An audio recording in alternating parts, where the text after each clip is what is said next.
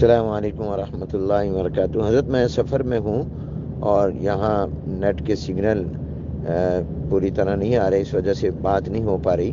आप जो कुछ भी है वो अपने वॉइस मैसेज में मुझे भेज दें। अभी हमारे दरमियान जो मशवरा हुआ है तमाम विफाकों में और मदारस की तंजीमों में, वो यही है कि फ़िलहाल तालीम जारी रखें। हुकूमत के साथ बातचीत चल रही है।